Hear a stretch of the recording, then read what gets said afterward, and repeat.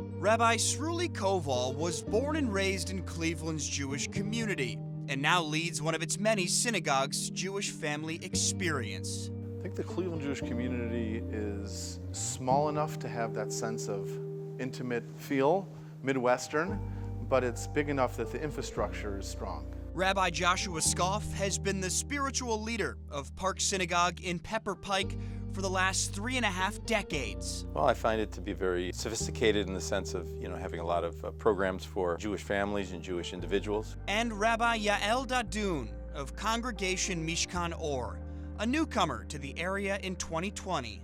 This community is very committed to the roots that they've planted here and instilling it for the next generation, which is a beautiful Jewish value of ledo vado, from generation to generation. 3 rabbis representing different sects of Cleveland's Jewish community. We are so much more diverse than people think we are. This is from Italy, this is from India. People seem to think that all Jews look a certain way, act a certain way, practice Judaism a certain way. It's really not the case. According to surveys by the Jewish Federation of Cleveland, around 80,000 Jews call Northeast Ohio home.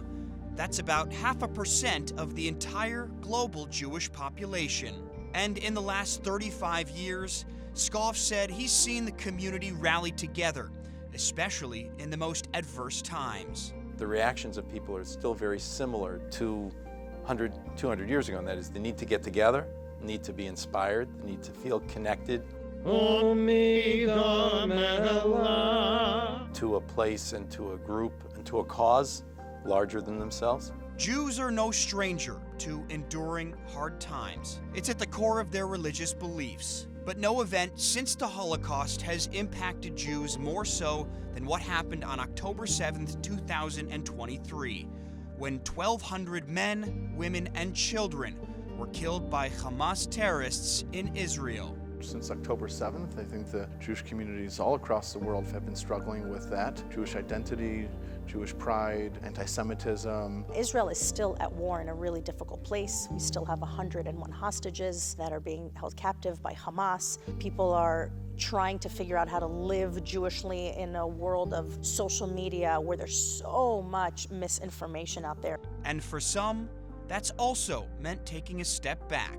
Some Jews have said, you know what, I need to do more to express my pride in who I am. And for others, they've been scared and they've, kind of retracted. The ADL, a nonprofit organization that fights anti-Semitism and other forms of bigotry, reported a 250% increase in anti-Semitic incidents in the area in and around Northeast Ohio last year alone. But in the face of rising hate, nearly 2,000 people from Cleveland traveled to Washington, D.C. in November of 2023 to attend the March for Israel rally. So there's this underlying pain in the Jewish community that is fueling so much of what's happening. And it's not over. We haven't had a chance to mourn. Our community is very eager to be together because we know that unified, we can actually push off anti-Semitism much more easily than apart. That unification process also includes reaching out to younger generations, letting them know here in Cleveland, there's a place for everyone at their tables. It's a place that thrives on family, and thrives on good neighborhoods, and thrives on community services. I'm really proud that many of our families are actually composed of mixed faiths.